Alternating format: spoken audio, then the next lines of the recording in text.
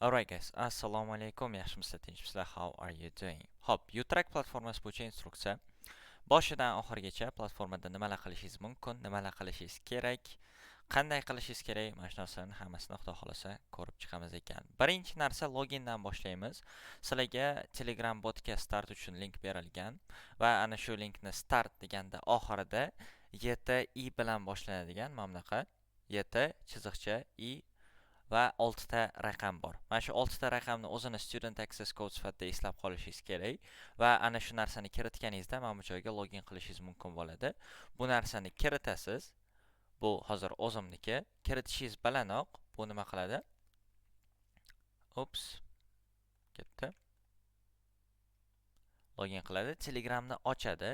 Telegramni ochdi degani bu yoqda birinchi o'rinda mana shu linkni o'zini ochadi. Ya'ni sizda mana bu joydan chiqib ketib qolmasligingiz kerak. Kutib turibdi ko'rgan bo'lsanglar. Umumiy Telegramda o'sha nima qilishingiz kerakligini. Agarda mabodo Telegramni ochmagan bo'lsa, mana bu joyda Open Telegram bosib turib, ochib ketsanglar bo'ladi. Bu botga yuboradi.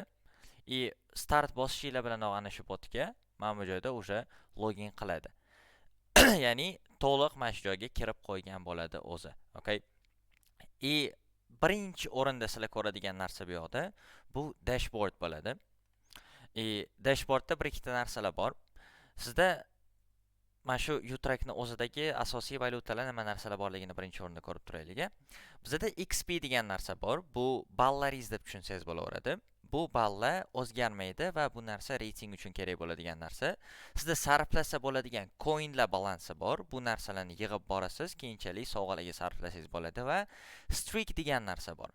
Streak bu qaysidir kun qoldirmasdan har doim point olib kelishingiz. Masalan, bir kun 24 soatsiz hech qanaqa coin olmaydigan bo'lsangiz, hech qanaqa ball yig'masangiz, mana shu streak 0 ga tushib qoladi. Ya'ni qoldirmasdan kelib turgan o'sha kunlaringizni soni bo'ladi. Masalan, bugun birinchi dars o'tildi, bir dona sizlar streak oldinglar ekan, okay? Dashboardda ko'rishinglar mumkin bo'lgan narsa bu yana notifications. Bu yoqda har xil bildirishnomalar kelib turadi darslardan oldin. O'sha 8 da masalan bugun darsimiz bor edi. Dars boshlandi degan sizga уведомление keldi. Bu narsa tilni ham o'zgartirishinglar mumkin bo'ladi. Dark mode, night mode qilishinglar mumkin. O'zingizlarga qulay bunaqa qora tema qulay bo'lsa shunaqa qolasizlar. Boshqacha bo'lsa bunaqa qolasiz va o'zbekchada osonroq bo'lsa o'zbekcha qolasizlar va inglizchada qilganinglar menimcha ma'qulroq. Endi dashboardda bo'ladigan narsalar shu. Statistikani bu yerda ko'rib turishinglar mumkin. O'zingizlarning levelinglar bor. XP yig'ib borganinglar sari levelinglar oshib boradi. Hozir masalan newcomerda turibdi. Sizlar vazifani ham topshiradigan bo'lsanglar, yana 200 qo'shiladi-da, yana bitta level up bo'lasizlar. Level up qilishinglar o'sha keyinchalik leaderboardda va sovg'a olishinglar kerak bo'ladi. Bu yoqda kurs haqidagi ma'lumotni ko'rishinglar mumkin va kursni schedule-ni ko'rishinglar mumkin. Bugungi darsimiz o'tildi. Men qatnashdim ekan. 20 soatdan keyin o'sha keyingi darsimiz bo'ladi ekan. Men bu joyda o'sha sanab turadi aynan qancha qolganini. Ikkinchi sectionimiz bu leaderboard. Leaderboardga kirishinglar bilanoq sizlar ikkita narsani ko'rasizlar. Birinchisi group rank. O'zingizni guruhingizdagi nechinchi o'rinda turganingiz va boshqa o'quvchilarning ham bu yerda pointlari. Qaysi leveldaligi, nechta streakdaligi, nechta bu yerda ball yiqqani va bu yoqda oldingi leveldan nechta oshgani. Masalan, men birinchi o'rinda edim. Mr. Elbek quizni ham bajarib turib, birinchi o'ringa chiqib qoldilar-da. Birinchi o'rindan men bitta pastga tushdim hozir. Mana shu narsa ham ko'rinib turadi. Va umumiy guruhingizdagi boshqa o'quvchilarni ko'rishingiz mumkin. Bu top 20 talik bo'ladi va kursda ham xuddi o'sha holat, ya'ni top 20 talikni ko'rib turishinglar mumkin bo'ladi. Ya'ni bu qolgan guruhlarni ham inobatga olgan holdagisi. Ya'ni e'tibor bergan bo'lsanglar, bu yerda o'zgarib turadi ekan. Endi bu yoqda bo'ladigan narsa indikatorlar men bilan ko'rsanglar, bu streak, bu level va nech ball yiqqani va o'zgarish qancha bo'lgani, oldingi rankdan o'zgarish. Bu narsani dashboardda ham ko'rishinglar mumkin. Masalan, birinchi o'rinda men ikkinchi o'ringa tushib qolganim uchun bitta pastga qilib ko'rsatyapti ekan. Endi lessonsga o'tadigan bo'lsak, bu eng muhim qismi mana shu joydan sizlar coin yig'ib borasizlar. Ko'pincha o'sha dars bo'lganda men dars davomida bitta keyword aytaman. Ana shu keywordni kiritadigan joylar mana bu joyda chiqadi. Keywordni aytganimdagi xatosiz kiritadigan bo'lsangiz, sizda davomat belgilanib, mana bu joyda coin qo'shiladi.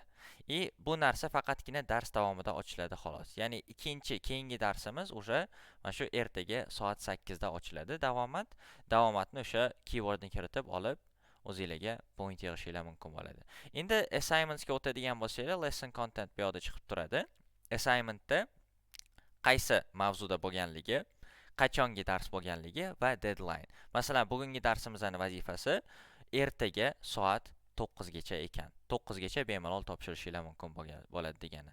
Mana bu joyda vazifa nimaligini tushuntirib qo'yilgan. Ya'ni 3 ta exam passagedan true false not given savollarini bajarasiz. To'liq passage emas, faqatgina true false not given. Avval savollarni analiz qilib, keyin tekstga o'tasiz ekan. Bu yoqda predictionlarni o'zingizlar ko'rib chiqdinglar, xuddi darsdagidek bajarishinglar kerak. Attachmentlar bu aynan ana shu materiallar. Mana shu joylarni bosadigan bo'lsanglar, keyinchalik o'shani o'ziga o'tib ketadi ekan. Endi yana bitta narsa bu yoqda sizlar submit qilishinglar mumkin. Submit qilishinglarda mana bunaqa window chiqadi sizlarda. Submit qilganda ikki xil narsani submit qilishinglar mumkin. Birinchi o'rinda bu narsani yozib qo'yasiz. Koordinatoringiz bu narsani ko'radi. Masalan, допустим, bugungi vazifani yarmini bajarib oldim xolos degan narsani yozishinglar mumkin. Keyingisi bu narsada mana buni olib tashlaysizda va xohlasangiz faylni bosasiz. Faylni o'zida mana bunday qilib turib yuklaysiz. Ana shu faylni o'zini yuklaydi.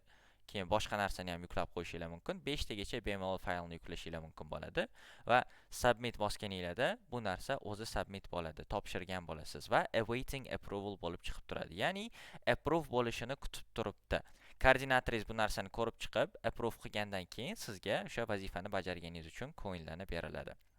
Ikkinchi eng muhim narsa bu yoqda bu quiz bo'ladi. Quizimizda ikkita asosiy narsa bor, qaranglar. Article ni ko'rishinglar mumkin. Ya'ni bu yoqda mana bu narsani avval o'qib chiqib, bundagi so'zlarni o'rganib chiqib, nima bor ekan, qanaqa ekan, bu yerda o'rganib, yodlab bo'lganingizdan keyin bu yoqda start quiz qilib bajarishinglar mumkin va mana bu joyda passing score turibdi. 20 ta savol bor. 20 ta savoldan 18 ta to'g'ri topadigan bo'lsangiz, bu yerda ko'rinadi ekan. Start quiz bosasiz, bajarib bo'lganingizdan keyin har bittasini bu yerda tanlab bajarib chiqasiz. Sizda ketdi, tugatib qo'yaylik shu narsani.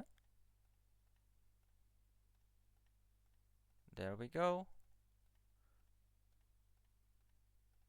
And here we are. Oxirgilari 3 ta topdim, men fail qildim, chunki 18 tadan kam topdim. Yaxshi. Scoreni review qilsangiz bo'ladi, xohlasangiz qaytarsangiz bo'ladi, lekin bitta narsani esdan chiqarmanglar. Review qiladigan bo'lsangiz, mabodo sizda уже ball olish imkoniyati yo'qoladi. Chunki savollarning javoblarini ko'rishinglar mumkin bo'ladi. Javoblarini ko'rib qo'ydingiz degani ball ola olmaysiz degani. Lekin javoblarini ko'rmasdan turib siz 18 tadan ko'p topadigan bo'lsangiz, sizda nima bo'ladi? Sizga quiz bajarganingiz uchun ball beradi ekan, okay?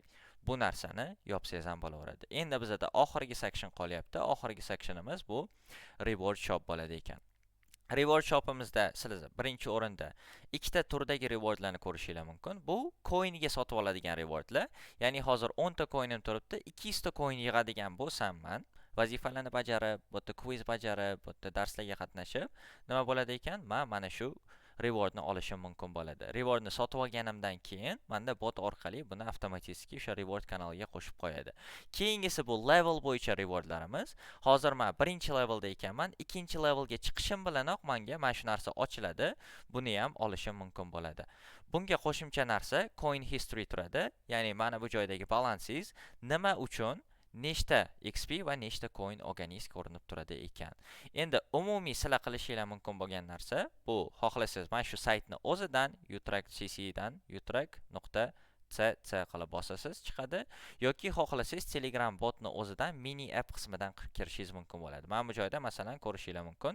Mini appni o'zini ochadi, ketdi, launch qildim. Bu yoqda ochishini kutamiz. Ochdi. Endi men bu joyga nima qilaman? Boyaga anaqamni kiritaman. Tak, kiritadigan joyi nimagadir chiqmayapti. Okay, zo'r. Iloji boricha buni telefondan kirganingiz yaxshi, chunki telefonda juda qulayroq bo'ladi bu. Ketdi. Kutyapti. Telegramni ochishini kutyapti. Endi bu yoqda Telegramni 1 second. Okay. Bu joyini to'g'rilab qo'yamiz ekan. Okay. Nimagadir ozgina muammo bo'lyapti. Okay, ketdi. Loginni confirm qildi. Confirm qilganda bu narsa nimagadir yopilib qolar ekan. Mana shu joyini sizlarga to'g'rilab qo'yib turib yuborib qo'yaman, okay? Nimadir savollaringlar bo'ladigan bo'lsa, again supportga kontakt qilishinglar mumkin. Contact support bu yoqda adminga yozishinglar mumkin bo'ladi va mana bu joyda sizda mana shu link chiqadi ekan. Asosiy narsa bu yoqda mana shu coinlarni yig'ib turib, coinlarni yig'ib olganingizdan keyin bu yerda sizlar rewardlarni sotib olishinglar mumkin bo'ladi, har xil narsalarni ochishinglar mumkin bo'ladi va leaderboardda teparoqqa chiqishinglar mumkin bo'ladi. Okay? Bitta-bittalab ko'tarilib borasiz. Mana bu joyda statistikangiz ko'tarilib boradi va mana bu joyda ma'lumotlarni ko'rib turishinglar mumkin bo'ladi. Butun kursimiz mana shu platformada bo'lib o'tadi ekan. That's how it goes. That's how it is.